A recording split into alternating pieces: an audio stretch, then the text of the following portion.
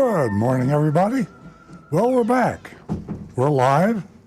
It's going to be another morning, 2 hours of actually answering your questions is the name of the game about the car industry, mainly the retail car industry. If you're buying or leasing a car, or you have to maintain or repair your car, if you have an accident, you have a collision issue, dealing with insurance companies, we pretty much heard it all. We've been doing this for 20 years. Of course, things are changing extremely fast. The past 3 years have been warp speed and evolution of the retail and wholesale auto industry, manufacturing. Things are just changing so fast that we don't know what to talk about from one week to the next because there's so many interesting dynamics. Electric vehicles, autonomous vehicles, just absolutely nutty stuff that 30, 40 years ago we thought about that as the future, and we actually thought about that as maybe just a pipe dream. It's science fiction. Can'thappen.com. Well, it happened. And here we are in the most exciting. I just, as a car dealer, an old car dealer, I've been around since 1968, I guess I have a better perspective on things because, yeah, I started out in the business. We didn't even have seatbelts. And sold a lot of cars without air conditioning, without power steering. I mean, sometimes you go to a used car lot and you'd buy a car, the only accessory was a radio. And now here we are. I mean, now there's so many accessories on the cars you buy. We have another problem. You can't remember what accessories you have, and the ones that you do have, you don't know how to operate. Our cars, our new cars that we buy today and drive, are like an airliner was, and maybe 30, 40 years ago. I mean, you would never try to fly an airplane, would you? Well, now it's kind of hard to even drive a car. Well, you can drive the car, but you can't get all your money out of it. When you spend X dollars for a car, say $45,000, $50,000 for a new car, you're paying for a lot of gadgetry, and actually useful gadgetry. If that's a contradiction in terms, it probably is. But you're paying for a lot of stuff you don't use because you don't know how or you can't use it. And we'll try to help you there. This guy sitting to my right here in the studio, Rick Kearney, he stays on top of this stuff. If you recently bought a car, used or new, I can almost guarantee you there's some things on that car you can't quite figure out how to use properly, or you might not even know they're there. You have features in your car that you probably don't know. Well, call the show. Tell us what kind of car you have, and we might cheat a little bit and Google it for you, but chances are Rick has got most of it right up there in his head. Call us. That's the key. Call us, 877-960-9960. 877-960-9960. I went off on a rant there because I get excited about this show. I really love doing it, and this sounds like flattery to you, the listener, but I do learn something new on this show. I mean, who says you can't teach an old dog new tricks? I'm an old dog. I learn new tricks every week, sometimes from you, sometimes from Rick, sometimes from Nancy, sometimes from Stu.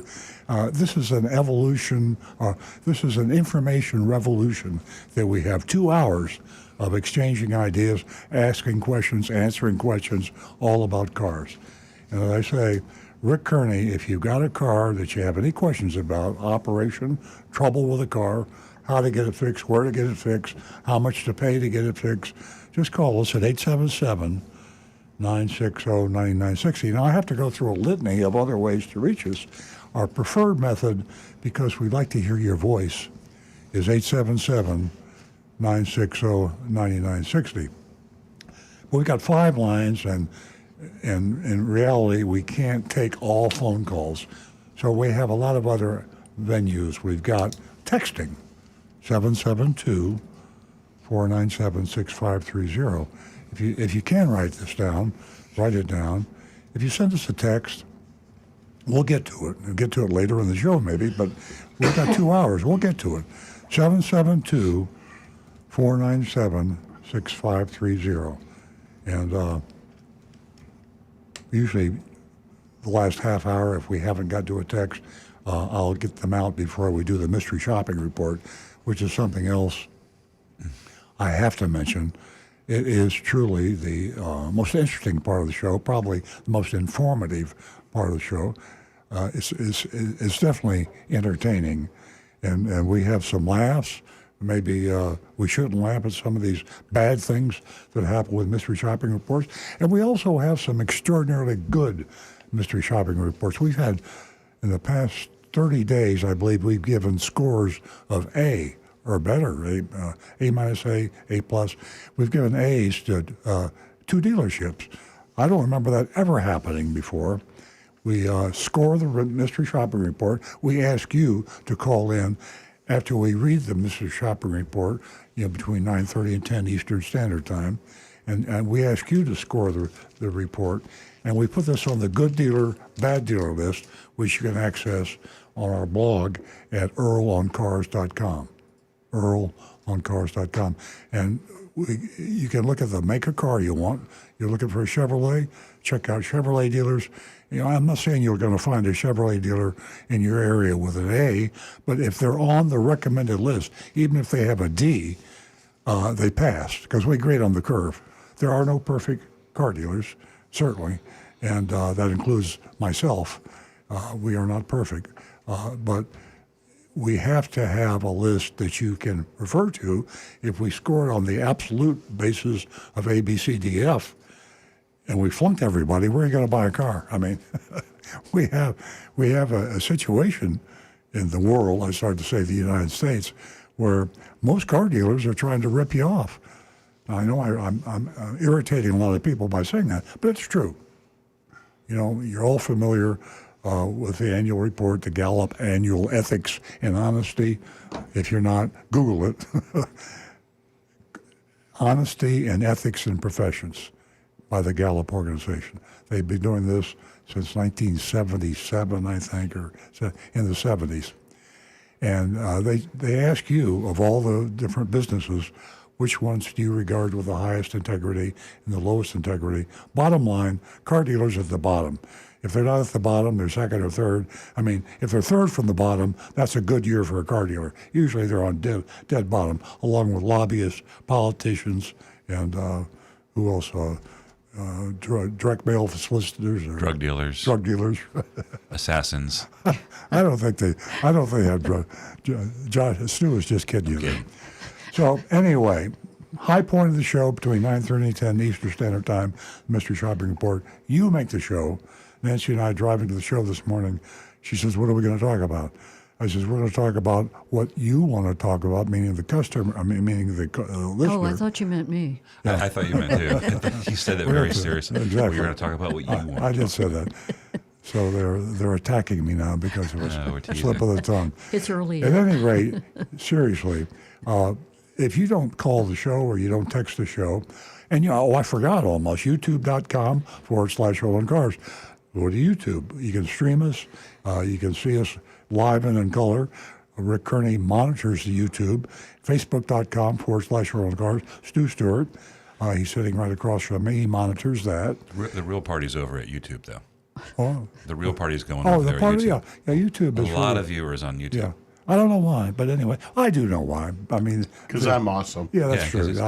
I won't say it's anything. Rick, and Facebook is not as cool as YouTube. Hey, well, what kind of ratings did we get last Saturday, Jonathan? There was a spike at one point during the show. I don't know what happened. And we have one more that I'll mention before I turn the mic over to Nancy Stewart, and that is the anonymousfeedback.com. Anonymousfeedback.com. It's a URL. It's a website, youranonymousfeedback.com. And that's confidential, private. You've heard of the tip line. You can call the cops if you're afraid you're going to be found out and shot by the crook that you turned in. They have an anonymous feedback line. I have also on this show your anonymous feedback. If you have something that you're afraid is going to hurt my feelings or Nancy's feelings or Rick's or Stu's feelings, you can say it anyway. We'll read it on the air. We don't edit anything. We don't censor. Well, we do. We take the 4-letter words out. If something is said that's really obscene or profane or something, we'll say expletive deleted. But we'll get to the essence of the comment. YourAnonymousFeedback.com. Now, Nancy Stewart, a co-founder of the show, and she has done something absolutely amazing over the years, and she has brought you ladies from whatever you were doing to the telephones and to the texting and to the emailing, and she has got you involved in Earl on Cars. We started out, it was an old boys club. Nobody but guys calling in. Now we have about 50-50. And she's done that. She had a very great idea. She'll tell you about it just shortly, because she incentivizes you. She'll tell you what that is in just a second. And when you call the show, you feel good about it. Then you tell your friends about it. You spread the word. And other ladies call, and that's what we have. It's our very best texter, by the way, and emailer is a woman. We have a lot of amazing women out there, thanks to Nancy Stewart. So the mic is yours, Nancy. Tell us what's on your mind this morning. Good morning. Welcome to Earl Stewart on Cars. To the women who have called the show and moved us in this direction, I thank you. This morning I have $50 for the first 2 female callers. Yes, $50 for the first 2 female callers. Give us a call, 877-960-9960. For you others, you can text us at 772-497-6530. As Earl said, don't forget YourAnonymousFeedback.com. And I have a question for our audience. I was just wondering, do you think that electric car is going to save you some money? Is it something you would consider? And I hope by now that you have picked up the 2023 auto issue of Consumer Report. Boy, I'll tell you what, it has a lot of information in it. We have a great mystery shopping report to get to from Vero Beach, and, well, a heck of a lot of news and things to share with you. Again, that number is 877-960-9960. Has anyone heard about Elon Musk planning a Texas utopia? Yes, about 35 miles right outside of Austin. It's going to be interesting. And Building his own city, amazing. Yeah, an interesting article. You might want to take a look at that. You can pull that up on the internet. We are going to go to Warren, who has been holding from New Jersey. Good morning, Warren. Good morning, guys. How are you? We're well, thank you. I got 2 notes before I ask a question. I was down by your neck of the woods for 2 months, got back yesterday, and now it's snowing in New Jersey. It hasn't snowed all year, but it's snowing today. Enjoy. So enjoy. The other thing, you can wish me a happy birthday. It's my birthday. Hey, happy birthday. Happy birthday. Rick, Thank sing. you. No, I'm just Rick. kidding. Anyway, I got a question for Earl. And I know you talked about leasing and buying on infinitum over the years. But I'm looking around cars, and my always philosophy was I didn't like to tie up money in a car, and I used to lease cars. And I'm looking at new cars. Can you negotiate the buyout at the end of the lease? Is that negotiable, or would they say the car is $20,000 to buy it out? That's what it is, and there's nothing you could do about it. On a closed-end lease, you cannot negotiate that. There were other versions of leases at some time or another, which I don't think really exist anymore, where I think there was, I don't know if Ford did that, but I think that Ford can negotiate the buyout with the FMAC. Well, it's important to know what Susie said, that it's non-negotiable, but it isn't so much on you, it's the dealer that's going to try to negotiate, because he's going to try to buy that from you at a lower price. Typically, the purchase option prices today are a bargain, and the dealer will not offer you to buy it at the purchase option price. As a matter of fact, it's the lessor, the leasing company, that actually buys the car back, and you are contractually guaranteed that option price. They can't charge you, meaning the dealer, 1 nickel above that price. Most people don't know that, and unfortunately some dealers ignore it. It has only become has only come to the surface recently.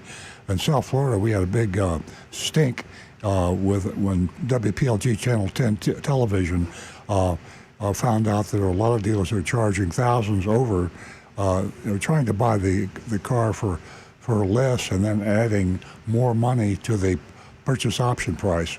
So you can't do that. Your purchase option price is the price you pay, not 1 penny more.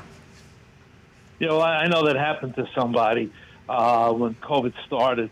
His lease was up, and the dealership not only told him, just put out lied to him, saying in Florida you can't buy a car off a lease. And he believed him. I mean, I tried to tell him it wasn't true, but he refused to do any research on it. He let them buy the car, take the car back, and rebuy it from them, and cost them thousands of dollars. I mean, it was just unbelievable. It was just crazy. They committed an absolute crime on it. But so the question that I actually answered the question, but because of the high prices of cars, again, I've been thinking about leasing it because obviously the payments are going to be lower. But have you changed your mind about leasing and buying? Are you still you're still better off buying, even though the cars are now $45,000, $50,000? Are you still adamant that buying is a better deal? Well, real quick, now for sure. I mean, most of the major manufacturers' leasing programs, like incentives, are at still at not an all-time low, but they're very low right now. So there's not a lot of supported lease programs like incentives. So right now, for example, just speaking for Toyota, I mean, we do feel buying is a better option, but especially now, there doesn't seem to be a lot of incentive to go in there. The payments aren't that low. They're just standard lease rates now. Okay. All right, guys. Thank you very much. You answered my question, and you have a great day. Thank you, Warren. Yeah, got it. Give us a call again. We're going to go to Bob in Lake Park. Good morning, Bob. Good morning, Bob. Good morning. How is everybody today? Great. Good. Welcome. Thank you very much. I got one for Rick. Yep. Okay, he's right here. Okay, great. On my Mustang, I told you I had problems with the power points, and it wasn't the fuses or the relay. You told me to get it diagnosed, which I did. And apparently the body control module is not sending the signal to the relay. Is there any way of resolving that without having to replace the whole module? Because everything else on the car works. Actually, there is, but it's kind of a shade tree method. What I would do in that case, I would offer this to the customer where we would simply run a wire from the ignition source to the relay, telling the relay to turn on when the key was on. And basically, I would cut that relay out of the original circuit, and I would create a new circuit just so that when you turn the key on, that power outlet would get power only while the key is on. Oh, okay. All right. Good. That's really nice to know. All right. So there is an alternative because the module is quite expensive. So, Right. Even if it's a used one, and then you have to reprogram the keys and everything. So, that's a good. Okay, so you're just going to bypass put in a bypass.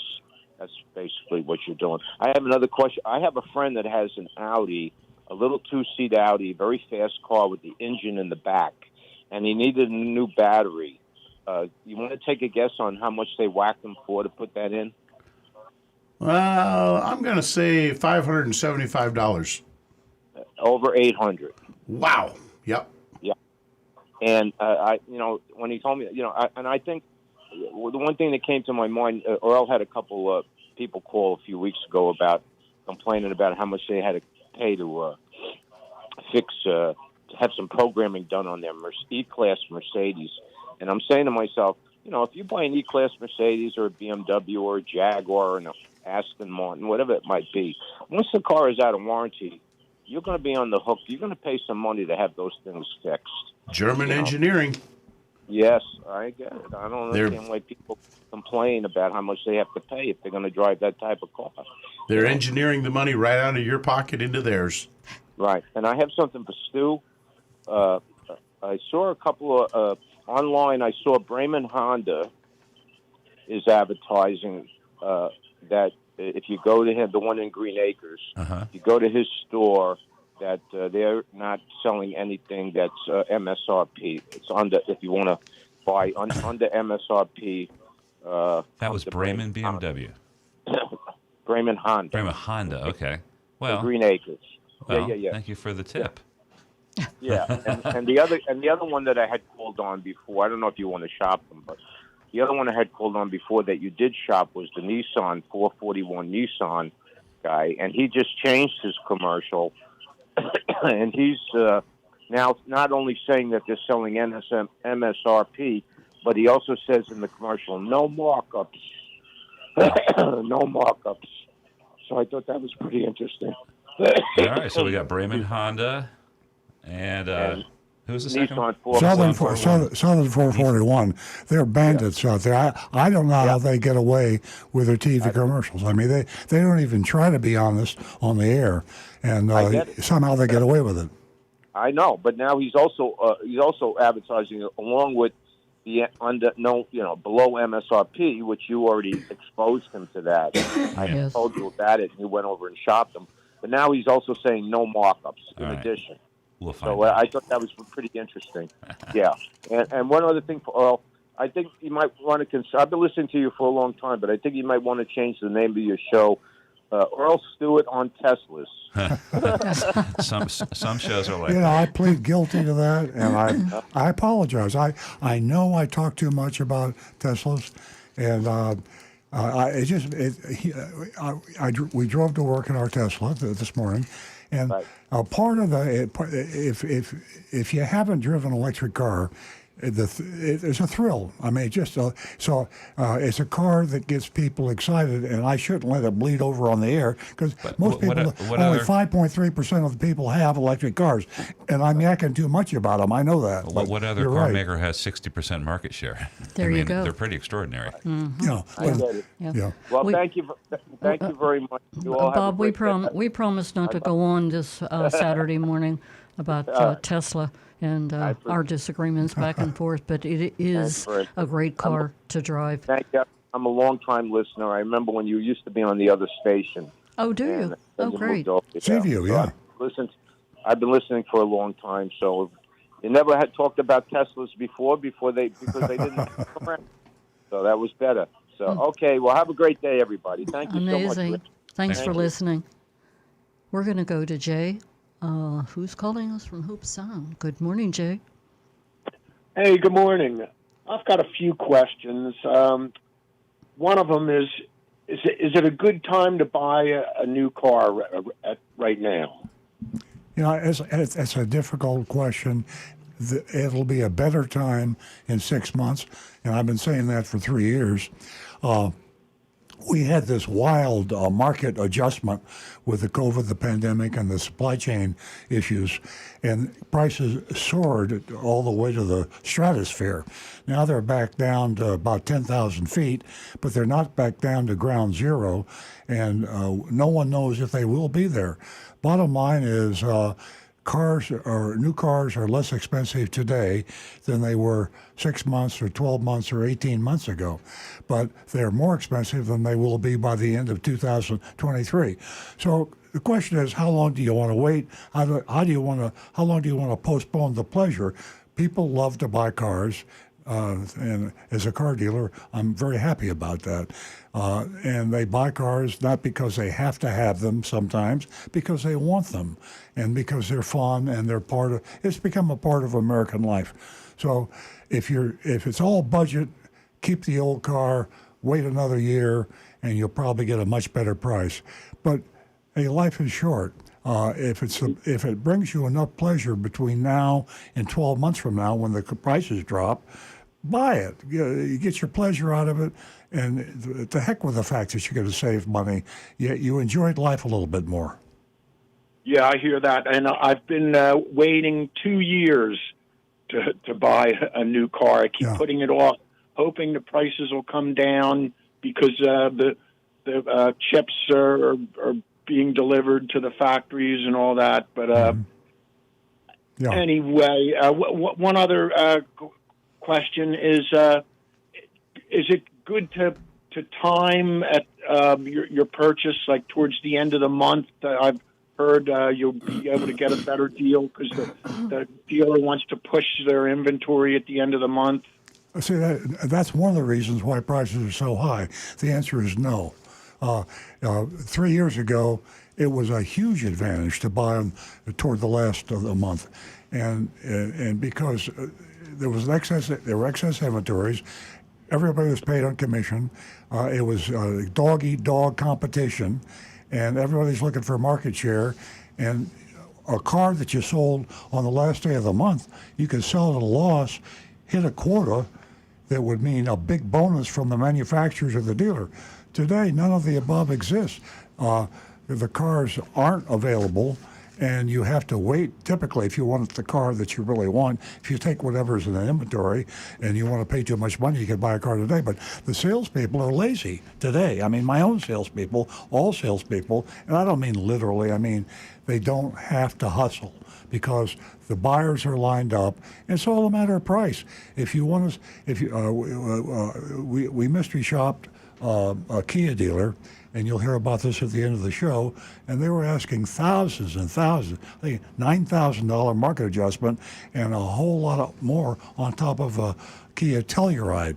And that was the price, and the mystery shopper walked out because they wouldn't come down one nickel over like $9,000 over a sticker. So he doesn't care whether it's the last day of the month, the first day of the month, with the high demand, low supply situation. Every day is a bad day to buy a car today. And Toyota of Hollywood's advertising a Corolla lease for $149 a month. And do you think that would be a good deal? And is Toyota of Hollywood a good dealer to go to? Stu will answer that, but I know what his answer is going to be. You can speak for me. Read the fine print. Right. Read the fine print. Nobody's going to lease you a Corolla for that price. Yeah. There's a very big down payment in the fine print, thousands of dollars. And why? I figured as much. Yeah. And it Even isn't in just the normal dealers times. that do that. The manufacturers do that. I mean, my God, can you imagine General Motors, Honda, Toyota, Ford actually breaking the law in a national commercial? I mean, what's this country coming to? The Federal Trade Commission says anything in an advertisement that modifies the advertised price has to be displayed prominently alongside of the price in the same bold type and font size as the price they're advertising. And nobody does that, and nobody does anything about it. The regulators are sitting on their hands. The legislators who make the laws, they know they're breaking the law. And everybody stands by and ignores it. I could see Napleton Hyundai or Napleton Kia. You know, he's our bad boy of South Florida as a car dealer. I could see him doing that kind of stuff, but I can't see Nissan and I can't see Toyota, my own franchise, advertising products on leases and hiding the down payment and the fine print. It's just unethical and illegal. Well, that's Toyota of Hollywood. Are they a good dealer?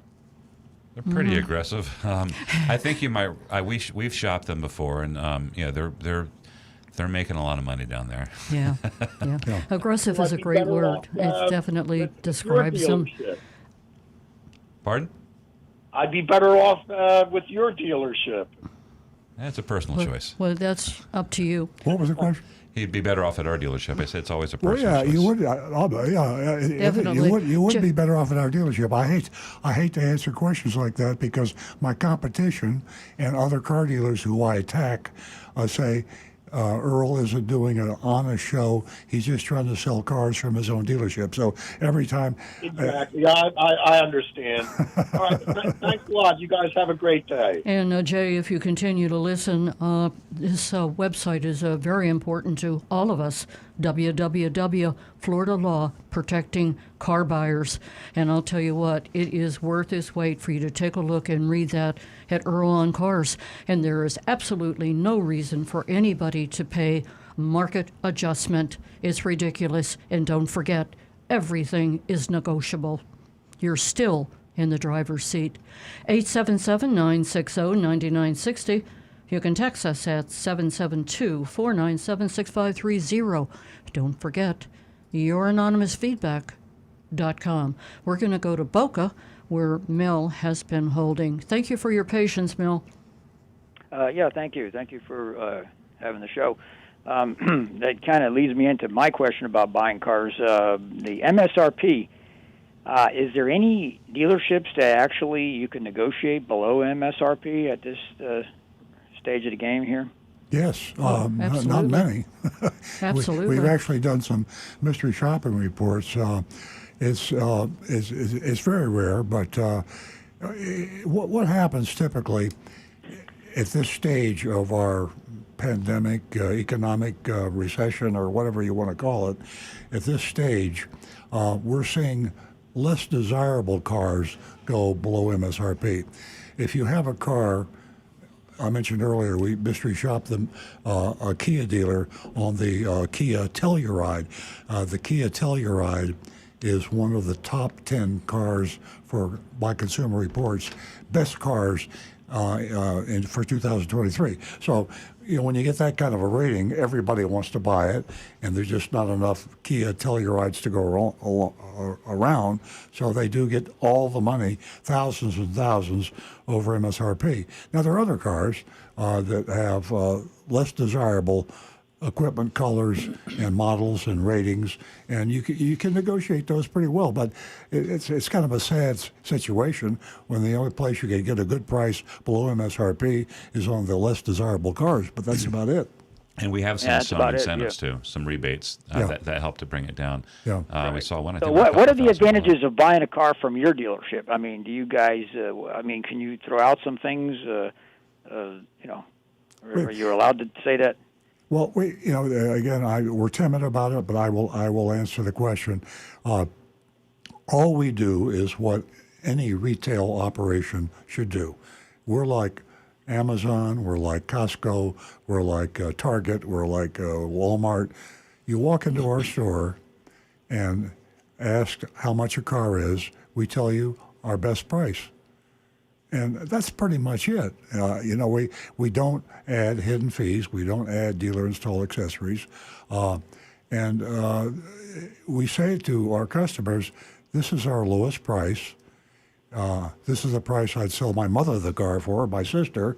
If the President of the United States came in, he's not going to get a better price. Everybody pays the same price. And that's the lowest price we will sell the car for. But it's not necessarily the lowest price another dealer will sell the car for. Now, we say that a little tongue-in-cheek because the reality is that the dealers won't sell it lower than MSRP today. That's what our price is, by the way.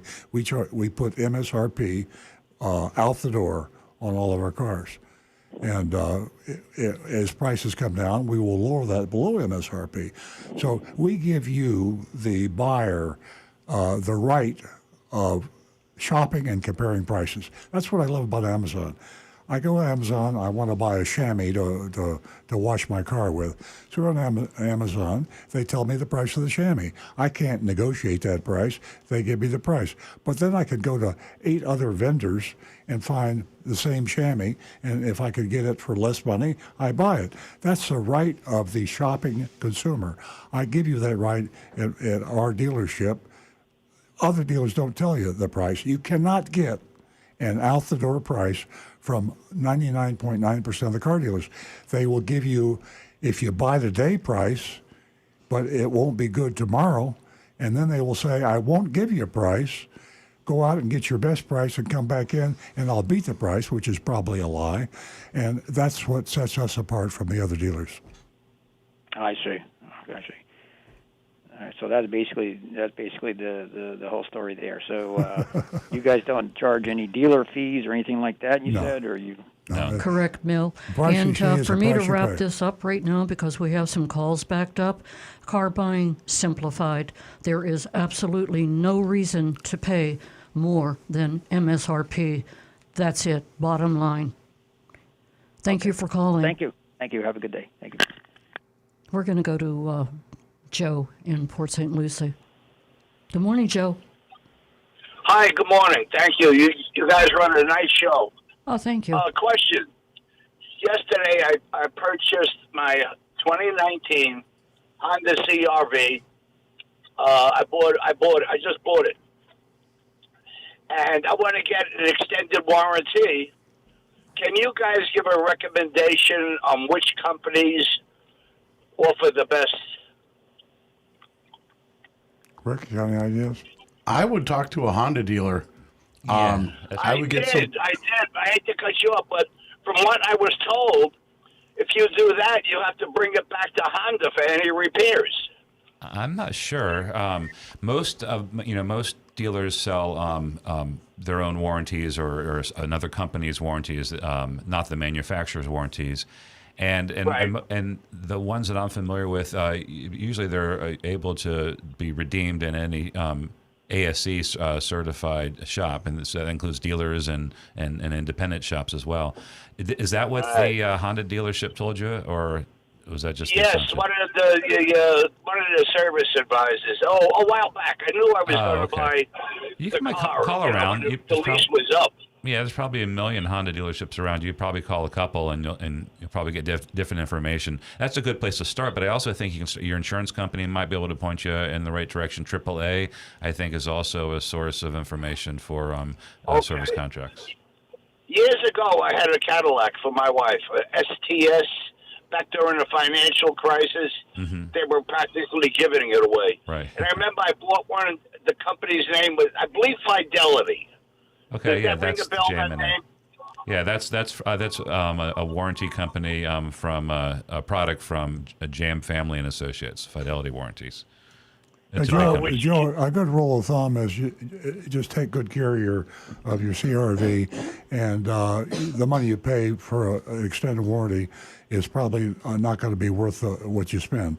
Thank you. It's if you got a good car. The Honda is a good car. I'm assuming you're taking good care of it. If you do the factory recommended maintenance, you're not going to need an extended warranty. And whatever you do, don't do those car shields that you see on TV with the celebrities. Those- No, I would never do that. That's, again, I want to thank you guys. I mean, you're so down to earth and honest. In this world, it's amazing. Thank you very much. You're welcome. Thanks for the compliment, Very Joe. much appreciated. Thank you. Thank you. Thank you for tuning in to Earl Stewart on Cars. Our number here is 877-960-9960. You can also text us at 772-497-6530. Ladies, I know you're out there. I know you're listening. Give us a call. How was your service? How was your servicing experience? How was your purchasing experience? I have $50 for the first two new female callers. 877-960-9960. We're going to go to Marty, who's been holding. Good morning, Marty. Welcome. Welcome back. Good morning. Good morning. How's everybody doing? We're well, thank you. I got two questions for Stu. The first question is, I've been waiting now a year for my car. Oh, boy. Oh, I got it in my driveway. I haven't gotten it. I figured if I talk to you, I'll get a 24. I figured the 23's out of touch. But anyways, here's my real question. My wife has a CRV that has 1 year left on the lease. So I assume this situation's going to be on for another year, but who knows? So what I want to do is I want to buy her car out. Now, if I go to your dealership for a RAV4, once I buy it, do I have to wait till I get the title from Honda in order to trade it into you, or would you do it before I get all the paperwork? We would need you to get the title, or at least have the producing title imminent. So yeah, we can't sit on that and wait for that to process. But you're planning on buying it out early before the end of the lease? Well, I can, because what they do, and I'm sure Toyota's the same, every payment I make lowers the buyout price until it gets to the residual. You're close. It doesn't really matter at this point. Yeah, but I'm going to wait the year out probably. Yeah. There's no sense paying $20,000 when I can pay the few hundred a month that I'm paying. Yeah. But right now I went to Honda, and they won't even touch that same price I'm paying for like a 23 lease for the same car. It's Right. like $200-300 more they want per month. Right. Are they charging anything over the Well, buyout? they told me buy it directly from Honda. From Honda. They said don't buy it from Ed Morse. Really? Oh, who told you that? Ed Morse? What? Not Ed. He has my back, but Okay. he didn't do it. That's He right, one Morse. of the salespeople told me. Okay. So they Just didn't say buy what it. would happen. They just advised you to go through. Okay. Yeah. He was Yeah, watching 'cause out for they- you. You know, people kid Yeah, me they- about driving a Tesla, and I'm a Toyota dealer. Teddy Morris drives a motorcycle, so Right. that's Yeah. even worse. Do they have a Harley dealership? Yeah, he does. He does? He bought out the Bruce Rossmeyer up in Daytona. Oh, he is. Really? He's a Okay. motorcycle dealer. Wow. Wow, I There you didn't know go. that. So it's legit. Did not know that. How could you blame him? He's a cool looking guy. Yeah. So let me just ask Stu, do you have a feeling that I might get my loaded Camry? I have a feeling you're going to get it any day now, but that's completely unrealistic feeling. No, I'm just teasing. The best person to speak to is Jason or Laura, and I'm sure you're aware of them. And I'll Yeah. touch base with them and see if they have a feeling, because my feeling is irrelevant, because I haven't been studying the list or seeing how fast they're coming in. I am seeing we had some lower than expected wholesale of new cars sent to us by Toyota. The allocations, it's all based on production, and it was less than was forecasted, and we had to adjust our forecast for the month of February because we just couldn't get the cars to sell. Yeah. That doesn't mean that's a long-term trend. It goes up and down. For example, even though it's only the 11th of the month, we're leading all the Toyota dealers in the South Florida market right now because we just got more cars. It's not because we're that's the simple reason. We have to live by the ebb and flow of the inventory. No. All right. Luckily, my car runs good. I have no problem, so I'll just hang on to it. You're in good shape, Marty. There's a lot of customers out there right now that are on that long waiting list. And as Stu mentioned, Jason and Laura, we're all trying to do the best we can to stay in touch with everyone, keep them informed, and let them know we haven't forgotten about them, but there is a wait, and that's the bottom line. Patience. Okay. Well, Earl should know that he's not going to go out of business for many, many, many years. Absolutely. Because even though Tesla, I know I'm not supposed to say it, but Tesla lowered their prices again on threes and Ys, and I'm still sticking with my Camry. Elon knows what he's doing, that's for sure. Oh yeah, He's messing up our used EV situation now. Right. All right. Well, have a great day, and thanks for the information. Thank you, Marty. Thank you for always tuning in. We are going to go to Howard, who is a regular, and he's calling us from Jupiter. Good morning. Welcome, Howard. Good morning. Good morning. I hope you're all doing well. Yeah. I have a question for Rick. Sure. Okay. Rick, I drove my son's Mini Cooper.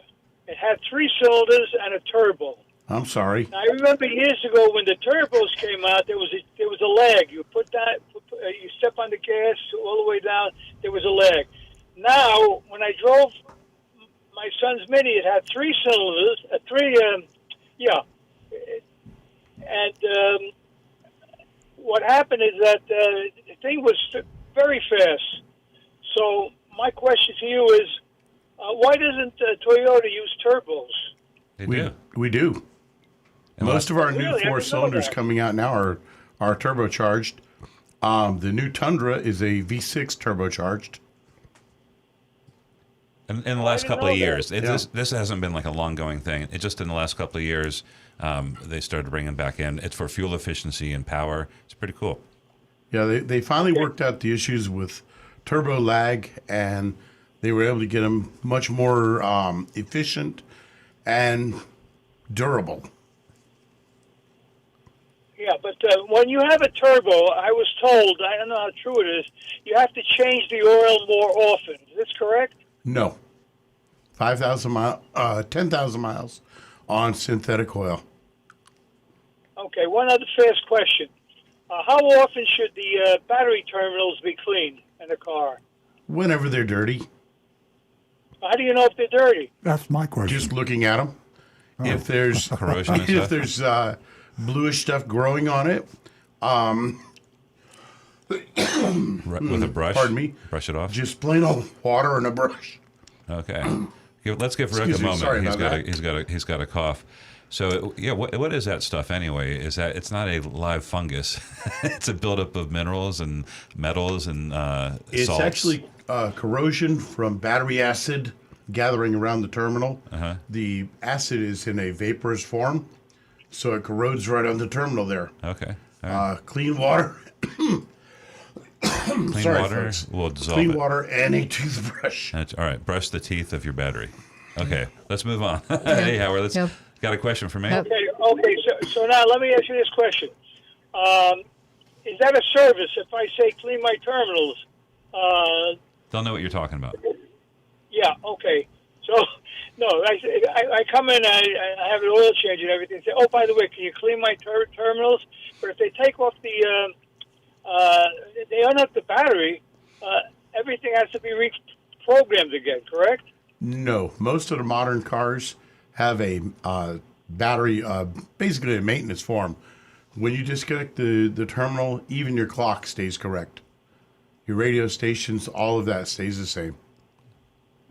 That's good to know. Okay, I didn't know that. One other question. If I want to do it myself, can I start the car and very carefully take the terminals off, wrap sock around each one?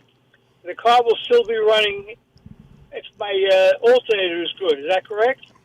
Yes, but the safest method really is simply pull up the plastic cover on the positive terminal, spray it with just clean water, use a toothbrush.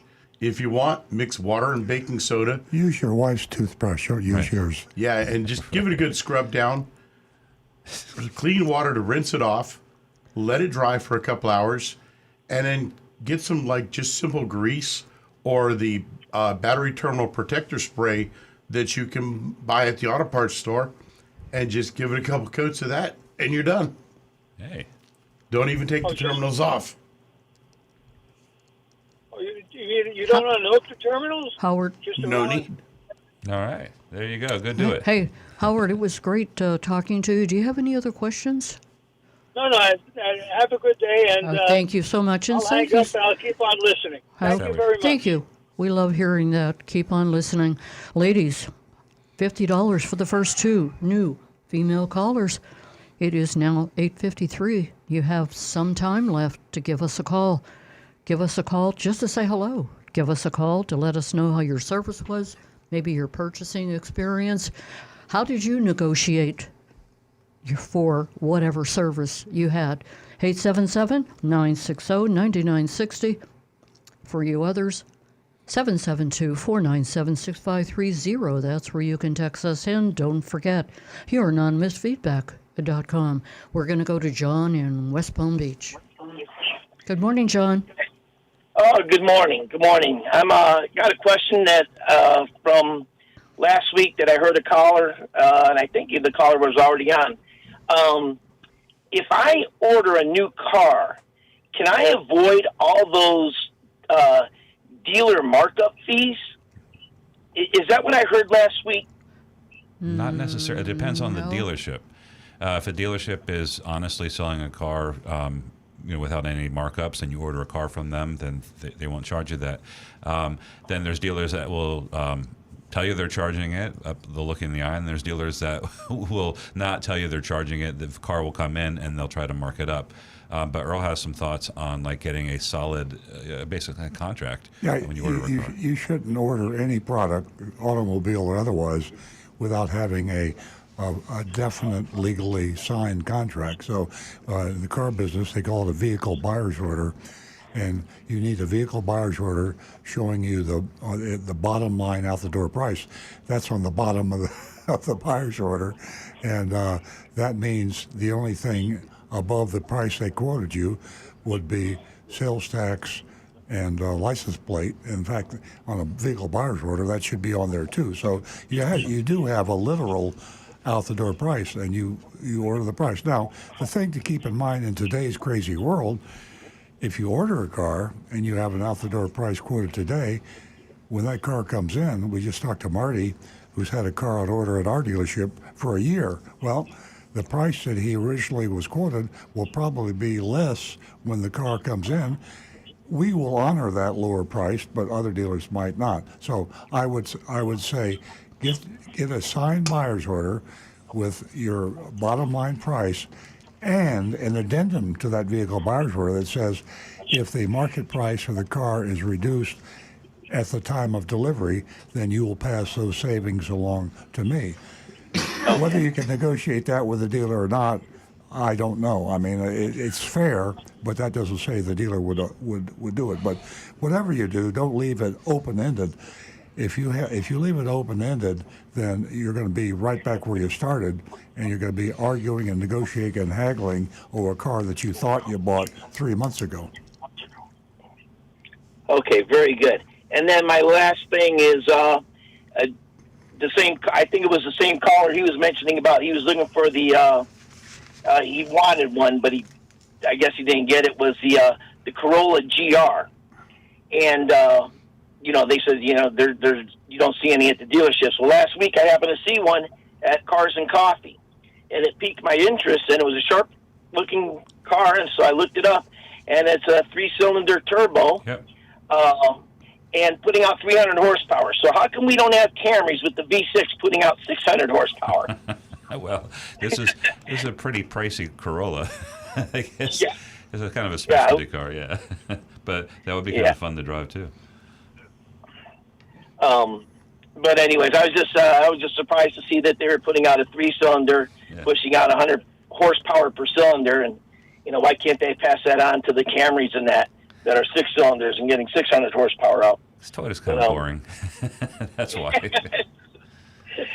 Yeah, all right, very good. All right, that's it for me. Thank you so much. Thank you, John. Keep on listening. 877-960-9960. Or you can text us at 772-497-6530. And remember, it takes some time, but select, a dealership that can give you the best out-the-door price. And remember that the, the true definition of the out-the-door price is one with only, boy, we both have it, Rick, is only the price that includes government fees and sales tax and a tag added. I hope that information will take you a long way. 877-960-9960. And we're going to go to Mary, who's calling us from Pompano Beach. She is a first-time caller. Wow. And this morning, she has won herself $50, and she can collect that by staying on the line after we speak with Jeremy, giving him your contact information, and I'll get that check out to you. Good morning, Mary. Good morning, Nancy. First of all, I have to thank you. I was just turned on by a friend. I'm in the process of buying a car, and you really are providing an incredible service, all of you. I'll get back to you later on with what's going on. I want to put it all together, and I don't want to ramble about it now. But one question I have is that my family and I go up to New York for several months at a time. I live in a building on A1A, which is right on the beach, so there's a lot of moisture and everything. But what can we do to optimize our car in good condition while we're away? I know every time we come back, everybody does the same thing. They say their battery is dead. Can we disconnect the battery? I'll leave it to you and your expertise to tell us what to do, and we're grateful for your information. Thank you. The best choice is if you have a garage with electricity available. That'll protect you from the salt air, which the salt air is going to play havoc with your brakes. the electricity gives you the advantage of hooking up a trickle charger to your battery, which will keep the battery charged up, and you won't have to worry about that. The other thing is, when you get back, the first thing you want to do is check your tire pressures and get them pumped up and make sure your tires are in good shape. And if you don't have electricity available, look into a solar-powered trickle charger. If your car is anywhere where even under a carport, the reflected sunlight will be enough to charge that battery and keep you charged up. Mary, do you have any friends that you would trust to drive your car once a week while you're away? Well, previously, when we were away, we did have a friend who lives in an adjacent building that would come every 10 days and run the car for about 10 to 15 minutes. And that worked out very well. But, you know, I hate to depend on someone. And like I said, this is great information about the solar trickle charger. Unfortunately, I don't know if we really will have enough light because it's one of these large high-rise buildings. The first few floors are the garages. They are kind of open air on the sides, but there's no electric outlet, unfortunately. Like I said, people have told me that if you remove the left, I think the left terminal on the battery, and you just leave it off, when you come back, if you just put it on, everything's okay. Is that true? Well, you can disconnect the negative terminal, and hopefully the battery will make it through the time while you're gone. But once it starts getting old, it may not last through that length of time. So you need to be aware of that. But yeah, always disconnect the negative terminal first and reconnect it last. The main reason for that being is if you've got a wrench or a tool on that terminal and you actually bump it against metal on the car, it's not going to cause any sparks because it's the negative touching a negative surface. Whereas if you've got it on the positive side, it can short out, and that can cause a lot of issues for you. Hey, I'm wondering about a car cover. Do you think that would provide any protection from salt spray? I know she's in a parking garage, but even in there, you had your motorcycle in your parking garage, and I have mixed emotions. Yeah. I tried it, and this is purely anecdotal on my part. You're experimenting. It seemed to me my motorcycle rusted more with the cover on Absolutely. it. Yes. I think the idea of having in there. the fresh air, even though there's salt in the fresh air, I think when the salt's trapped under something, I think it tends the moisture The just deterioration never dries out. was amazing that took Exactly place. correct. So don't get a car cover. It really, enhanced the deterioration. Mary, how long do you leave your car for? Well, let's see. Last year it was 2 months, but once it was when we first moved down here, we had to go back because of supply issues, no furniture, and we went back for about 4.5 months. The 4.5 months, the car was just left in the garage. We didn't anticipate being away that long, and the building staff is great, and they jumped the battery.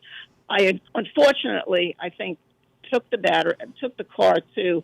I won't even say which Honda, but, they said immediately, oh, you need a new battery. And I said, well, this is now October, and I just got a brand new battery in April when I left New York. How could the battery be that bad? And, they said, oh, no, the heat is the worst thing for the battery. So I acquiesced and I bought a new battery.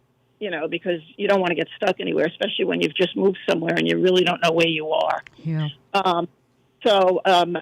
We're anticipating leaving for a couple of months again. And I just wanted to ask, when you say to remove the battery terminal, the negative first, should I be removing both? Because a lot of the practice in this building, not that I know that this is the best practice, they say just remove the negative. Right. And leave the... Yeah, it's just a negative. Okay, that's great. And Mary, Mary, do you have a keyless remote? Where do you leave that when you go north? we leave the remote in the unit in case something happens that they have to move the cars. So it is available, but it's left up in the apartment. I asked that because Rick explained to me, I didn't know this, but it sends out checks to the car and periodically to talk to electronically, wirelessly talk to the car, and that can put a draw on your battery. But if you got the negative terminal disconnected, then you don't have a problem. Right. And it only does that if it's like within 50 or 60 feet of the car. Yeah. Yeah, and Mary, whenever you mentioned your previous trip and you had somebody, that was available for 15, 20 minutes to start your car, I can't tell you, I've learned from my own experience how beneficial it is to have somebody, do more than 15 or 20 minutes running the car, but to take it out and to, take it for a ride. It's definitely a big advantage, but sometimes you can't do that. So, whatever kind of attention you can have paid to your vehicle while you're away, I guess it's better than nothing. And then when you do get back into town, once you get the car started up, take it out for like a nice 20 or 30 minute drive. Definitely. Just to get that battery charged back up. Yeah. And it'll be fine then. Mary, I was gone for 2 weeks, came back, my car's dead. So there you go, and it's in a garage. So that's, that was my experience. Mary, it's definitely been a pleasure to talk with you. We all here want to thank you for giving us a call and helping me build the platform right here for the ladies. You're absolutely wonderful, Nancy. Let me just ask you one other question. Sure. This is what triggered my asking this question. I heard you say that even when you disconnect the battery, I have a 2018 Honda CRV. It will not lose all its radio stations, all its electronic. You're right, breaking up, but it sounds we know what you're saying. Yeah, the clock and the radio, they should keep all their memory alive. I really appreciate it. Thank you so much. Thank you, Mary. Thanks for being part of the show. Don't forget to stay on and talk to, I'll give the control room your information so I can get that check out to you. All right. Thank you so much, Nancy. You're Thank welcome. you, everyone. Have a great weekend. We are going to go to Linda, who also is a first-time caller. She's calling from Plantation. Thank you for your patience, Linda. Hello, good morning. Good morning. You won yourself $50 this morning, and if you stay on the line, you can leave your contact information, and I can get that check out to you. What can we do for you, Linda? Thank you. I just want to say that I'm outraged over the price of cars, what the prices are currently going for. I'm a Corvette owner. I've owned a Corvette for probably the past 25 years. And right now, the dealers, they want to charge $5,000, $10,000, or even $15,000 over sticker price. And I won't give in to that. I know that there are two dealers in the United States, the biggest Corvette dealers. They will sell it at sticker price. But the problem is you have to wait 12 to 14 months in order to get the car when they get their allocation. And I'm just so angry at how the prices of cars have been the past few years. Yeah, it's just totally amazing. And, I rant and rave, or Earl will, he talks about how upset I get about this market adjustment. And Rick just shared with us, what was it, Rick? A Toyota Corolla? 2023 Toyota GR Corolla. Which is the Gazoo racing car. Yeah, $20,000 over MSRP. I mean, does the Times justify this highway robbery? Well, Linda, you got the probably the most consistently over the years high demand, low supply car in the world. The Chevrolet Corvette is unique. And even before the pandemic and before this crazy market we've seen ourselves in for the past 3 years, Corvettes have always been the highest price with respect to MSRP. So I'd like to offer you some hope But I was amazed to hear you say there are 3 dealers that are selling Corvettes that sticker, and of course you have to wait months and months to get them. But you're just out of luck. If you want a Corvette, if you want a new Corvette, the dealers know that you can't buy one anywhere near MSRP and get the car. I mean, you could buy one at MSRP, but it'll be a year before you get your car. So you have to decide: do you want to enjoy the new Corvette, and how much do you want to enjoy it? $1,000 over MSRP, $10,000 over MSRP, $20,000. The more money you will pay over MSRP, the quicker you'll get that Corvette. I'll bet you could buy a Corvette today if you paid enough over MSRP. You'd have the pleasure of driving that car for a year. If you'd have gone to the dealer that's going to sell it at MSRP, it might not even be available in a year. So you're in a bad position, and I can't offer you a way out. I'm sorry. Yeah. Well, you're only in a bad. What I am doing. Pardon me? I do have a Corvette. I have a 2002 Corvette. So I'm going on 21 years with the car. It's a C5 model, a much older model than what is currently out there. And I am fixing that car up. I have about 55,000 miles, and I want to keep that car due to the high prices of the new ones. So I'm going to get new tires. I decided I'm going to get new wheels, new rims. There you go. You have a choice. And it's amazing. You know, just earlier I had just mentioned, selecting dealerships that give you the out-the-door price. You sound like an educated consumer, Linda. You did just that. And you found, what did you say, 2 or 3 dealers that give you the out-the-door price. But right now, you're in the position where you can take and just, add a few bells and whistles, fix it up, tires, this, that, and the other thing, and you don't have to fall prey to this market adjustment. Let me go back to my anger about the market adjustment. It is just not necessary. Agreed. Why do we have to take advantage of all of these consumers with market adjustment? It makes no sense at all. Because people are not willing to wait. Americans are very big spenders now, and I'm willing to wait. Exactly. I really am. I mentioned patience earlier in the show, and it definitely patience, and whether you are in a situation where you can do what you're doing. You're an educated consumer, Linda. Thank you. I enjoy your show tremendously. Thank you for the great job you guys do. Thank you, Linda. Keep listening and spread the word. We're trying to build an audience here, a platform for the ladies. Our number here is 877-960-9960. You can also text us at 772-497-6530. Don't forget your anonymousfeedback.com. Now back to the recovering car dealer. I promised I wouldn't talk about Tesla, but I've got a question for you Tesla owners out there. I was very depressed on last Thursday.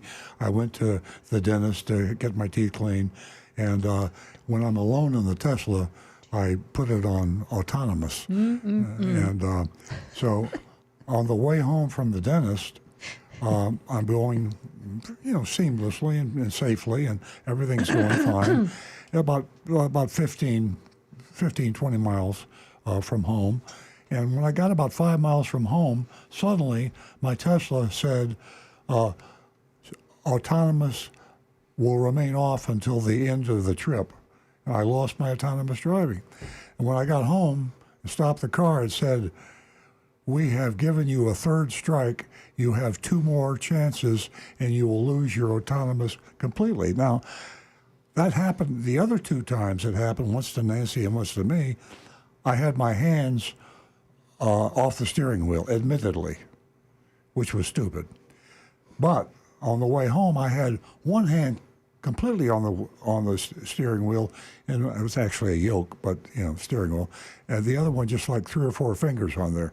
But it let me go 15 miles before it cut me off. Now I'm really worried because I've only got 2 strikes left and I fully lose my autonomous. So any of you Tesla owners out there, if you have a tip for me, what was I doing wrong? Is the are the cameras in the cockpit looking at my eyes, and did I touch my iPhone by accident, or did I look out the window instead of look at the windshield? I don't know what I did wrong. I'm afraid to put it autonomous again. I added my own Miss Nancy camera to the cockpit, and I did not tell you because you remember last week we talked about the autonomous feature, and it just really wasn't that safe. That's all I'll say.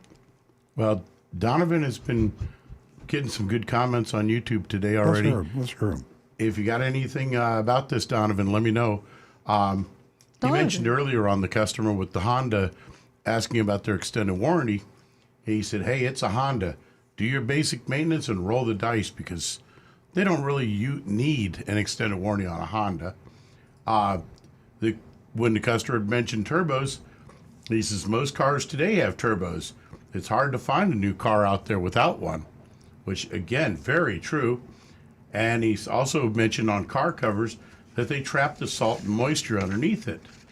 And here he is, Earl. In an update that should come to you any day, there's a huge update to FSD.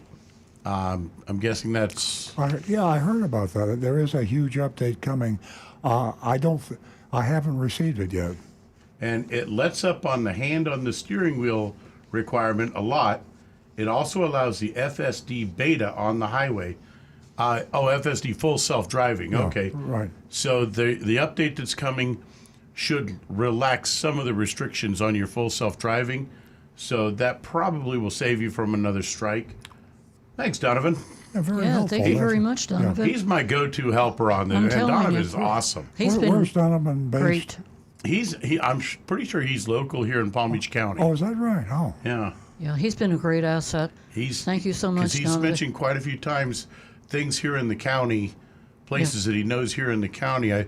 He may travel quite a bit because seems like a businessman who does a lot of traveling. He's an educated consumer, that's for sure.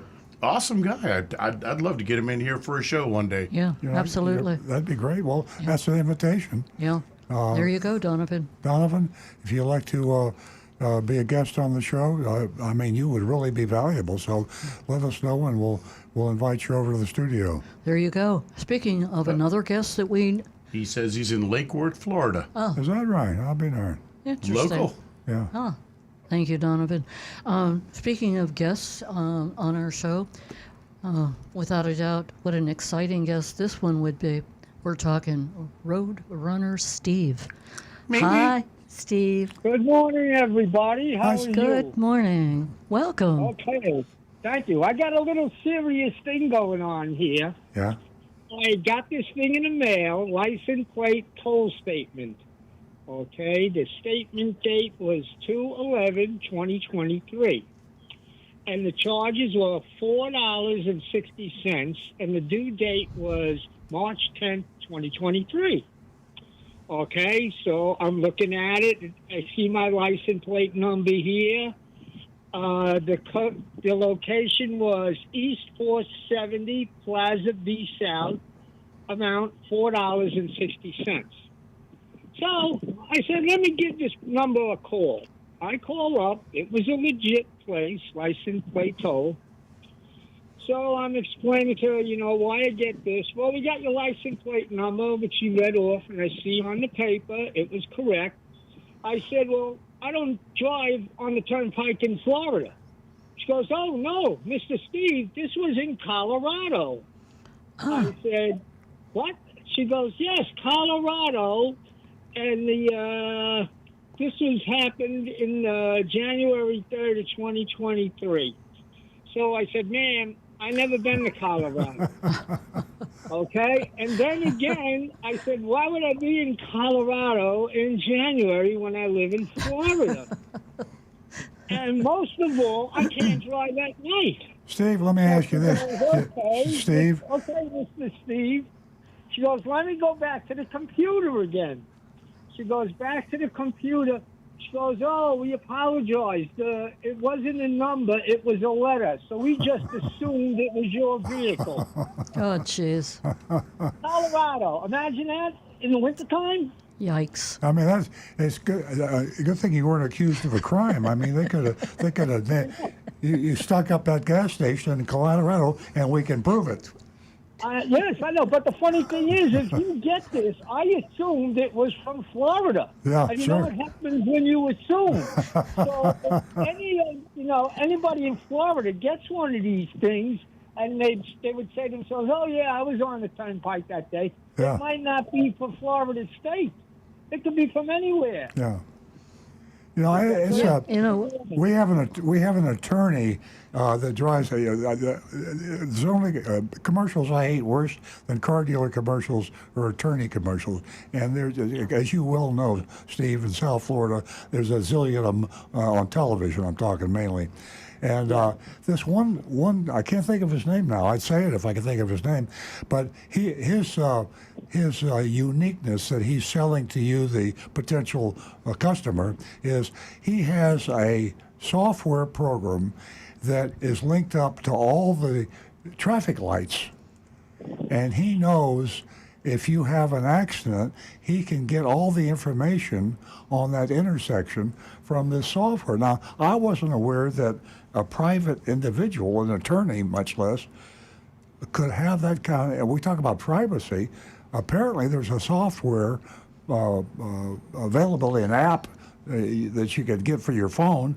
You probably have to pay for it, but if you want to know at 2 o'clock in the morning who went through the intersection at 3rd Avenue and 4th Street in Tampa, apparently he can figure it out. So I think I guess there's somebody in Colorado. I don't know. I think we've given up our privacy in the 21st century. Yeah, it's scary. And hey, Steve, I have a compliment for you. You know who you remind me of whenever you call, and we just love to hear from you, Willie Nelson. Willie Nelson. Uh-huh. Are you there? Willie Nelson. Yeah, Willie Nelson. He's a happy-go-lucky guy. Only and he's filled with all kind of information. Check him out. Yeah, but I ain't got no Southern drawl. I got a New York accent. Yeah, that's right. Yeah. You what? I don't have no Southern drawl. I got a New York accent. Well, you definitely have a New York accent, and I didn't mean it in that context, that fashion. It's just your state of mind. You're always so upbeat and filled with so much information, and it was definitely meant as a compliment. I thought that Willie Nelson was always stoned. Yeah. Yeah. So I don't know. Well, we'll just forget you said that, Steve.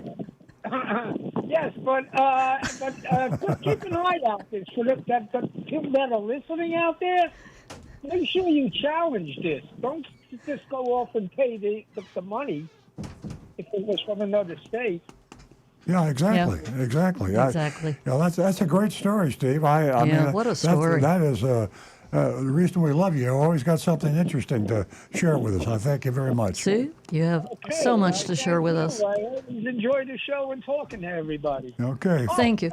Thanks for calling, Willie. Thanks, Steve. What is this Dodge Hornet that's coming out? A Dodge Hornet. I haven't seen anything on that one.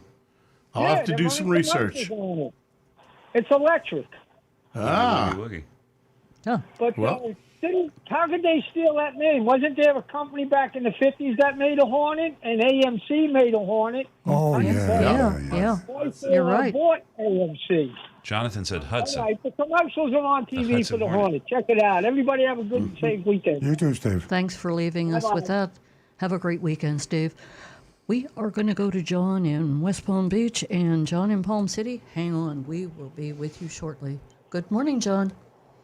Hey, good morning. Calling back because the gentleman that was just talking. Florida Turnpike, if you get a ticket or if they're going to send you a picture of your violation. Yeah. So if you're on the Turnpike, you get the picture. Yeah. How do I know? Because we were towing my son's car, and they tried to charge us for the car on the trailer. So, Really? And so I took a picture, saw the car, and I didn't see it on the trailer. And said, well, we'll pay for the trailer, but we're not going to pay for the car that's on the trailer. Right. So if they get a notice and there's no picture, it's probably not from Florida. Yeah. Interesting. So that's that one tidbit. And then the second thing, Good information, John. Thank you. He's got You're something welcome. else. You're, Yeah, I got something else. I was just trying to remember what it was. It happened to be about the cameras. The lawyer. The only thing he can pull is if the intersection has a camera. So not every intersection will provide them information on if there's an accident. And I believe it's only going to be a still picture, not a video. okay. So I don't know how much the lawyer can use from that. Yeah. But unless it's taking constant pictures and he gets a whole, ream of still pictures. Yeah, so he said, she said, who ran the red light, they would probably have the photographic evidence. I had a video sent of me when I didn't run the red light, let's just say. I rolled through taking a right on red, but they sent me a video of my thing in Juneau. I was caught red-handed. Yeah. I praise God for my Tesla because it records everything. And, if I run a red light, it's going to be on the camera there. Yeah. If I don't, if they try to accuse me and I didn't do it, it's on camera. There you go. There you go. So it's always recording. Yes. You can always delete the Well, evidence. that's good. If you're a good guy, that's a good thing. If you're a bad guy, that's a bad thing. I look at it this way. I have nothing to hide, so I've confessed all my crimes. If the cops want to come and get me, they can come and get me. But I don't. Privacy is not a big issue with me. Well, I record a lot of bad drivers that what they're doing. I'm just wondering if I should post them, saying, hey, look at what this guy did. Yeah. But I don't know if that's legal or not. Because I see a lot of dumb stuff and it's recorded. I mean, I liked having a dash cam. I didn't have the built-in one from the Tesla, but having the dash cam I thought was cool. I was just hoping that I would record something extraordinary one day, like a meteor or a train derailment or something. Plane coming down. Yeah, just something worth posting. UFO. Right, UFO. Mine doesn't do that 360 view. It only does the sides and the back and the front. And sometimes, because I teach at a high school, I go ahead and sometimes put it on security cam, and caught some of my students leaving school one time. Uh-oh. And I got the picture right here. Really? How does he keep catching us? Nice. So, anyways. Thanks, all right, John. very good. Appreciate the call. Thank you. You're welcome. Thank you, John. Thanks for listening. We are going to go to John in Palm City. Good morning, John, and welcome back. Thank you. I won't hold it because I know the shopping report, but I got such a letter like that from a Baltimore expressway in December, and it was a picture of a large Volvo truck with a license plate with my number on it and top of the press. But let me say this much. There's a lot of license plates, believe it or not. People forge them. Yeah. They're not this, the authentic thing. So I wrote him a very nasty letter. It's on a truck and never was in Baltimore whatsoever. And I got a reply back that we're sorry, some kind of error. But I did get one of those and pictured on a big front of a truck, a Volvo truck. Like there's you and your giant semi. Well, it's unbelievable. I mean, I don't have a truck at all. Right. But the question for Rick, I have a Corolla, 104,000 miles on it. Does he think that this spark plug should be changed? Depending on the year of the Corolla, they're either at 120 or 150,000 miles. I think most of them are at 120,000 miles is the recommended time for changing them. Okay, I'm glad to know that because I got 104,000, and I read somewhere where some cars it's 100,000 that they change them on. But the old days we used to change them every 10, 15,000 miles or regap them. Those days are gone forever, thank God. Yeah. Hey, John, well, can I ask you a question? Yes. In the Wall Street Journal this morning, there was an article about you start out as a blog, and that was just an online thing, and it's called Bring a Trailer, as in I bought an old car, bring the trailer, pick up the car. And this thing apparently has taken off huge. And the guy that founded it, the whole theme is he finds cars like, a movie star drove this car one time, or, I mean, interesting cars. Have you ever heard of that place? Yes, I have. Is it It's any all good? the time on the internet, and they show the results, some of the publications, and they seem to specialize in different type of cars and some collectible cars. Yeah. But I don't trust any of those websites whatsoever. Yeah, classic and collectible cars. The millions and millions of dollars of cars, according to the Wall Street Journal, that have been sold on that website are unbelievable. And they give you a credit line, and then you bid. It's just an auction, but it isn't true antique cars. In other words, you're not looking at cherry perfect 1937 Pontiac or anything like that. You're looking at something that for whatever reason this was in a movie, or this was owned by a famous person or something like that. Many of them are complete phonies. Yeah, how do you prove They it? lie about the history of the car. Yeah. There's some alterations been made in the firewall plates on it. It's a good website, in my opinion, to stay away from. Okay, well, thanks. They I knew you'd mentioned know. They mentioned Tom Cruise in the article, John, and I guess that gets the, whomever's interested in collectibles and these classic cars, it gets their attention, I guess. Yeah. But you never know. Who was the actor in the John Seinfeld show that George said he bought his car, and it was John Voight. John Voight's car. That was hilarious.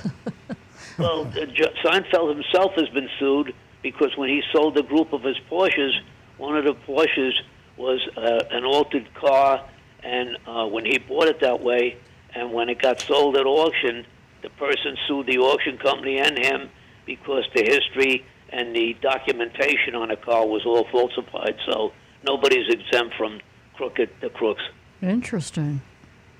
All right, guys, I'm waiting for the shopping report. Thank you, John. Okay. Appreciate the call. Yeah. You're our best caller. Thank you so much. Thank you. Bye. Thank you for listening. As Earl said, we're going to get to the mystery shopping report. The mystery shopping report took Agent Lightning to Vero Beach, where she shopped Kia of Vero Beach. And for all of you that would love to vote on this mystery shopping report, when Earl has finished it, you can text us at 772-497-6530. And we would definitely love for you to join in and let us know how you feel about the mystery shopping report. Agent Lightning did a great job again. Now back to the recovering car dealer. I think we have a little bit of time. It's 9:33, and I know we have some text. Our favorite texter emailed this time, and I forwarded that. Yeah. So let's hear. She texted and emailed. She covered all the bases. Yes. She didn't want us to miss this one, and I was starting to feel bad because I thought we're going to miss it. But here we go. This is from Anne-Marie. And Anne-Marie, you thought we weren't going to get to this. Anne-Marie says, good morning. This news story must be a car dealer's nightmare. Thieves stole 6 Dodge Challenger Hellcats from Don Franklin Chrysler Dodge Jeep in Somerset, Kentucky around 2 a.m. on February 28th. Anne-Marie's personal opinion is they had inside information, judging by their speed and efficiency shown on the security camera footage. The 4 Hellcats in the showroom had their keys in them. The thieves located the keys for the 2 Hellcats that were outside. Security video shows the thieves even putting on temporary license tags before driving out of the showroom. The thieves and cars were gone in 40 seconds. Sounds like a movie title, Gone in 40 Seconds. The alarm went off 20 seconds later. Police arrived 3 minutes later, and the thieves were long gone. Police encountered them later in speeds, and the chase apparently reached 180 miles per hour. I think that's you let them go at that point. You're going to kill everybody. The cars are worth around $600,000. As of March 1st, the police have recovered 5 of the 6 Hellcats. 3 were found in Kentucky, and they were stolen in Kentucky, and 1 was in Tennessee and the other in Alabama. Police believe the missing car is in Alabama. So Anne-Marie's question says, you're a car dealer in Florida, not Kentucky. I doubt that you're familiar with Kentucky's laws, so let's assume the theft had taken place in Florida when answering the following questions. 1, if it was your dealership, what could you do to slow thieves like that down? Well, I mean, I think better security, but if it was an inside job like you suspect, I guess there's nothing you can do. We have a key system at our dealership where you have to have a thumbprint that unlocks the drawer, but if you had somebody inside, I could see a way. A determined thief is going to beat most security systems. You could take a car that you know is a super high demand, super low supply, and you just lock it up. Yeah. You don't leave it outside. I assume these Hellcats are rare, unique gems. Yeah. And crazy that they had that many in February. Yeah. So back in the day at our dealership, we were having some problems, and professional, because we're in South Florida, and it's so easy to grab a car, throw it on a boat, and next thing you know, it's in Venezuela. And we're a market for professional thieves, because it's once you get to the port and you get on the boat, then right. That's why I thought it was interesting that all the cars were found like within 100 miles. I'm like, that wouldn't happen here. Yeah, you can't stop a pro really from stealing a car. The pros are good, and you have to spend more money than it was worth than have to suffer the loss of a professional car theft. We do, and what most car dealerships should do, is security cams. Typically, it's like your home.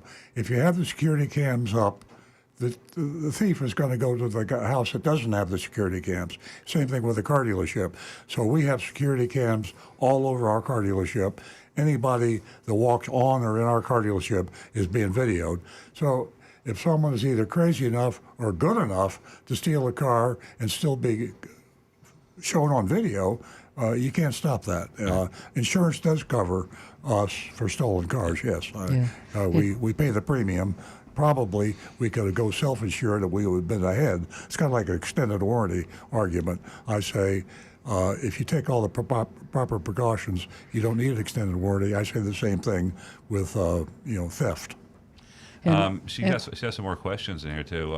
Excuse me for just a second, Sure. Stu. And Anne Marie, I'll tell you, many, many, many years ago, when cars were being stolen, there was a time that I went over to the dealership and I'd check each car that was on the lot to see whether or not it had a key. So much has changed about security. And as Earl said, with cameras, and there's ways of getting around this, but it just took me back to that day. And there were a lot of cars being stolen, but definitely not today. Stu? Just going on with her question, she says if those cars had specific buyers who already put money down, who in the dealership gets to tell the buyers that their cars were stolen? It's probably the salesperson, the sales manager probably tell them to make the hard call. They don't want to deal with themselves. Since those cars were part of a crime, where do they go once they've been recovered? Well, they're owned by the car dealership. I'm sure the police are going to collect whatever evidence they got to collect, and then it goes back to the car dealership. The car dealership is going to inspect it and apply for any damages if there's any insurance claims, if it's even worth it to make an insurance claim. But a lot of times, like Earl was saying down here with the organized crime, and if we ever get a recovery down here, there is not much left of that car. I mean, it's been stripped to hell. That's why I'm surprised that they found intact Hellcats in Kentucky, because they would have been on a ship. They would have been in South America or the Caribbean somewhere, or they would have been taken apart for parts. So, okay, next question. Who pays for the repairs? Insurance. Or the dealership if they choose to do it. And if any of the thieves crashed into someone and injured or killed them, who would likely be responsible for the damages besides the thieves? Well, in our legal system, somebody who gets hurt, they might accuse the dealership and try and sue them because they have deep pockets and say they didn't properly secure the cars. I don't know how far it would go, but if you left the car out with the keys in it and the engine running, and a kid jumped in the car and ran over somebody, you'd have a serious problem. In fact, insurance probably wouldn't do you any good, because that would be punitive damages because you were negligent in protecting the public by not having the car secured. But if there was a sophisticated inside caper like Anne-Marie suggests, the dealer's probably off the hook. Wouldn't stop somebody from suing him, but he probably wouldn't have to worry about much. Yeah. Okay, and we don't have time for the video, but Amory sent a story of the video, and you could it's on Road and Track, but you could probably just Google it, Hellcat stolen in Kentucky, and it'll show up on in the search results, and you'll probably be able to read it and see a video. Okay. Thanks so much, Anne-Marie. That was Thank you. Yeah. covered well. Okay, here we get to the mystery shopping report of Kia of Vero Beach. And Vero Beach, if folks from out of the area, is in still kind of South Florida, but it's up the East Coast a little bit toward Orlando, small town. And we shop the Kia dealer there. We shop the Kia Telluride because that is one of the top 10 cars of 2023, according to Consumer Reports. And by that, they're talking about safety, reliability, cost of operation, all the above. And it's interesting to see Kia, and also Hyundai had a car that we shopped last week at Mystery Shopping Report. So we did this because we want to see what dealers are charging for low supply, high demand cars. We talked to a woman about her Corvette, trying to buy a Corvette, the epitome of low supply, high demand vehicles. Mystery shop of Kia Vero Beach. I'm speaking in the first person as if I were Agent Lightning. I arrived at Kia Vero Beach in the mid-afternoon, was greeted by a young salesman as soon as I stepped out of my car. He asked if I had an appointment with anyone that day, and I laughed, replying that I had an appointment with him. He smiled wildly and invited me into his desk inside the dealership to get some more information. On our way, he inquired about my interest, to which I mentioned my desire for a Telluride, but not at the market-adjusted price. Don't want to do that. He informed me that they had at least 3 new Tellurides, which is interesting. Car that high demand, low supply, I am surprised that he would have 3. You'll understand more when we get into the shopping report why there were 3 of them there. And they were available, and we proceeded to his desk after he took my license details. On the way to his desk, he asked what I was interested in, and I mentioned that I'd been eyeing the Telluride for quite a while, but didn't want to pay the market adjustments. Once we arrived at his desk, he introduced himself as Ricky and asked for my license. After gathering my information and making a copy of my license, Ricky came back with a few sets of keys. Interesting. A few sets. And we headed outside to the lot where there were 3 Tellurides. Okay. I chose a black 2023 Telluride SX with an MSRP of $47,320. Now, remember that number. Sticker price, Monroney label, $47,320. However, there was an addendum sticker next to the Monroney label that added another $3,000 for door edge guards, door pockets, door pocket protector, pinstripes, nitro-filled tires. I can't believe they're still selling nitrogen. It's coming back. It's making a big comeback. Unbelievable. Is that right? And 1 year of key replacement. Now there's a doozy. 1 year of key replacement. Although after a year you lose a key, you're just out. Well, yeah, it's like that's not enough time to lose your key. I've lost my keys once in my life. It took 53 years to do that. Although there was a line for a market adjustment, there was no dollar figure, only an ambiguous MP. Market price. It's like lobster. Yeah. You guess what this is. Okay, well, you guessed good. During the test drive, we went out quite far down US 1, and then I made a U-turn, headed back to the dealership.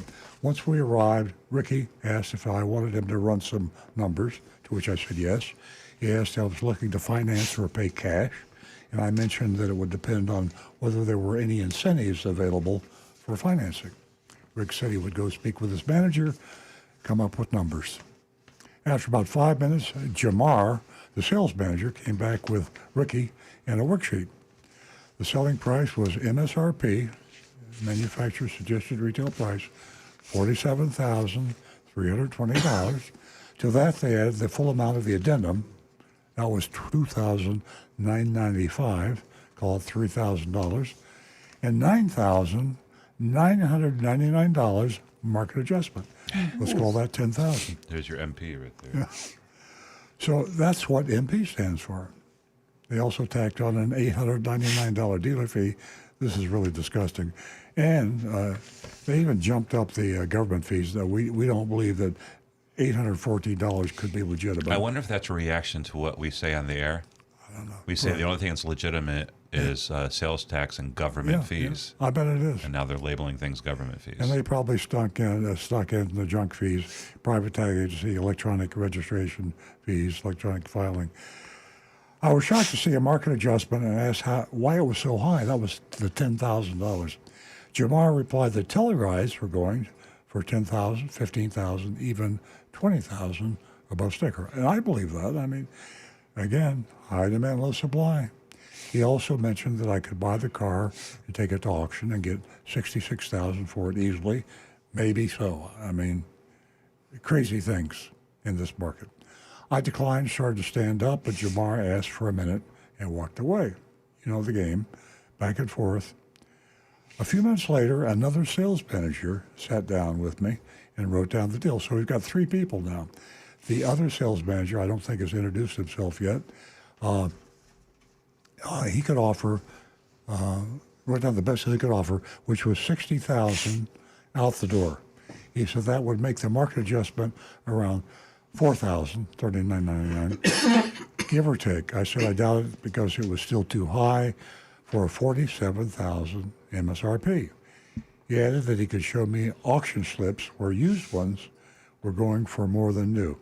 I mean, somehow, I see why he says that. I mean, first of all, if it's true, I don't know. And if it were true, who cares? I mean, who wants to spend that amount of money over sticker price for a new Kia? I declined, said it was too high. I asked if all their cars had a markup. He said only the Tellurides, and I don't even believe that, and the Carnival had markup, but there were no Carnivals available. I haven't heard of the Carnival, but that doesn't mean anything. Carnival? Yeah, I know what a Carnival is. That was a boat. In conclusion, I had an interesting experience at Kia of Vero Beach. Yes, it was interesting, but the prices were too high for me to consider purchasing a car from them. Now, they got some great pictures here, and I love that sign. Are you going to show the sign? yeah, and I'm going to show. Well, Jonathan, do you have that? Yeah, Jonathan has it on the. Yeah. Oh, yeah? The Carnival is something that looks, I guess it looks kind of like a Sienna. It's like a minivan SUV looking thing. Okay. It says here, important. This is sitting on the desk of the sales manager, salesman. Important. Verbal promises are difficult to enforce. Sure are. It's, I mean, it's just so blatantly amazing that they would have this sign. And it says, all promises and items due must be documented with their due bill we owe form. Right. Now, the sign might as well say, this salesman might lie to you. Right. So to keep him from lying to you, or you can't keep him from lying to you, but if he puts the lie in writing, then you can sue us and get your money back. I mean, why would you put a sign like that on a desk? Actually, it's very good advice. Actually, it's a good thing. Right. But it's for like saying, wrong reasons. I'm a liar, I'm a cheat. To keep me honest, make me put it in writing and get it signed. It's like having lunch with a cannibal. They have to put a guard over their muzzle. I guess the truly crooked salespeople. I'll hold this up. You can't read it, but you appreciate the muzzle. Yeah, I'll hold this up, and that's a sign that's on the desk. Yeah, I think Jonathan has a clear picture. Okay, good. Showed, yeah. And I just, it's embarrassing to me. It embarrasses me being a car dealer that car dealers do these sorts of things, but they do. And they get away with it, and that's the name of the game. And it's voting time. We're probably going to have some time for text after this because it's only 9:49. But let's have some votes come in. Now, remember, we grade on the curve.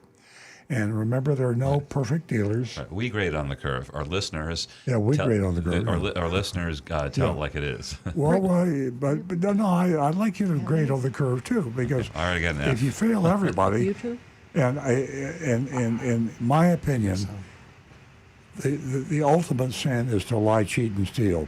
The acceptable sins are to charge way too much money for a car because you can. Right. But you tell the person what you're charging. When you hide the fee and conceal it and manipulate, that's bad. If you just say, listen, I know I got a hot car here, the Kia Telluride, and it's going to cost you $10,000 over sticker, take it or leave it. I don't like that, but I'm not going to give him an F. He told it like it is, and you could turn around, go somewhere else. They have every right to do that. And shop and get a better price. Yeah. So, we will take the votes if they've come in. Well, with that mitigating admonition, we have an F from Paul Anderson on Facebook. Paul who? Paul on Facebook. Paul Anderson. Yeah, Paul Anderson. The reason I say that, he used to be the world's strongest man. Really? Yeah, he was from Georgia. He was, all you old timers out there, my hero when I was a kid, when I used to lift weights. And that's who gave the grade right there? Was Paul Anderson. That's a strong grade. Wow. That's all I got right now, but I'm going to give him a low passing grade, a D minus. Okay. Okay, we got Kirk in West by God, Virginia. Kia Vero Beach addendum and market price, plus excessive government fees and more hokey pokey. My lord, where's the kitchen sink? Kia Vero Beach earns the promise of a D minus, but then again, I could be a liar. Truth equals F minus. Negan 1 F. Tired of not buying a car or a truck for a long time. Let's see here. We got Tom Steckel, D minus, just a step away from Hollywood Kia. Donovan, oh, okay, he was in a conversation with Steve Maggs there. Mark Smith, D minus. Rocky Blockatiel, a solid D. Brian Sidlatko, the mystery shop is too easy to grade, F minus. And Mark Ryan, D minus. The scales of supply and demand will shift at some point. And that's what we got for right now. For me, they're playing the usual games, and I would say I'll say the D. I'll give it the D minus grade, meaning if you go there, just be ready for the markups, and if they're not going to do anything, walk away.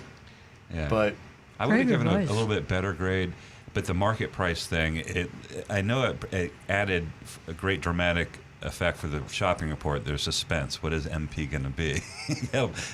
But that's even more obscuring. It's less transparency. It's like another label.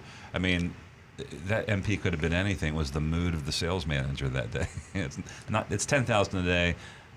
Just 12,000 on the weekend. I mean. Yeah, but Stu, didn't you mention lobster and market price? I mean, there in that setting in a restaurant, I think that it's under consideration. Right. But when you walk into a dealership, it's not the same thing.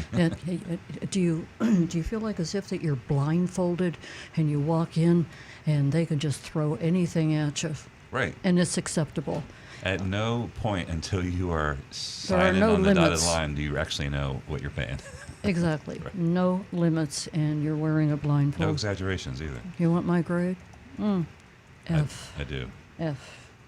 Miss Nancy gives him an F. And along with that, go to your consumer report, the 2023 Auto Edition, and you can read all about just say no to these dealership extras. Yeah. Great article. And it's funny how nitrogen exists after all these years. I guess some people just don't read the paper or don't read the online. They don't read the news. They don't listen to anything. Nitrogen is just... It's really hard to believe, but It's you air. don't have any other recourse but to think that way. If they're selling xenon in tires, then I would be impressed.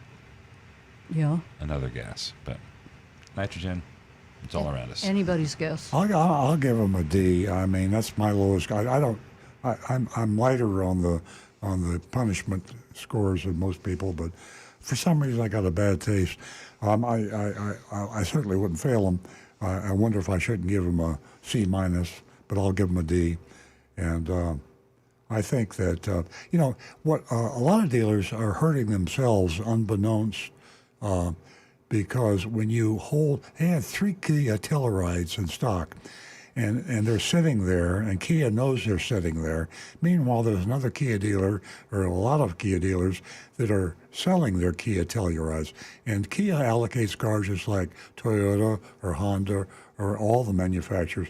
The faster the dealer sells them, the faster they ship new cars to that dealer. So this Kia Vero Beach, they're probably shooting themselves in the foot here. Not only that, and without a I doubt. don't know what their obviously know what their financials are, but generally speaking, it makes more sense to turn vehicles faster. In a used car, you want to make room for another one instead of sitting around waiting for that $15,000 deal. Exactly. Yeah. And then when this is over, if it's ever over, the people that have survived the pandemic and the economic and the environment, the supply chain, the dealers that in that moment in time that are receiving the most cars, they have the lead in the race. Yeah. And then it gets competitive again, but they have the cars and the other dealers won't have the cars because of the turn and earn. Yeah. You know why? Because there's no pay plans based on turn and earn. It's all on gross profit. Exactly. So Exactly. they're killing themselves with their greedy pay plans. That's a profound statement, and you got to remember this in the service department too, because there's a huge amount of screwing that's going on in the service departments, and everybody in that service drive is on commission. So if you're on commission and you have to feed your family, put food on the table by how much money your check is every week, and you don't sell anything that week, then you're in serious trouble. So it's adversarial. You go in to buy a car, you go in to service a car, you're going to have to pay the highest price they can get from you. Well, my opinion is this, and that is if you do business right, this is breaking news. If you do business right, that dealer, and I know one, your business will triple. You just simplify things. You pay what you're supposed to pay, MSRP for a vehicle. Your business will triple, quadruple. It's so easy to do business the right way. Now back to the recovering car dealer. Well, I haven't got anything else. Do we have any text left? Okay. Well, we have a really long one, so I don't think we have time for it. We'll get it next week. But I think we're caught up. I can sing a song. Okay. Okay. What, They could play the theme song. You sang this morning, and we're singing. I want to Cue theme music. I want to remind everybody. Jonathan just reminded me that we spring forward, hippity hop, spring forward, And lose sleep. Yes, that is terrible. I can't afford to lose much more sleep. At any rate, thanks for tuning in, ladies and gentlemen. We had a great time with you. We enjoy your company. Without you guys out there and your phone calls, the show wouldn't be what it is. Stay tuned next week, Saturday morning, same time, 8 a.m., right here on the Oldies Channel.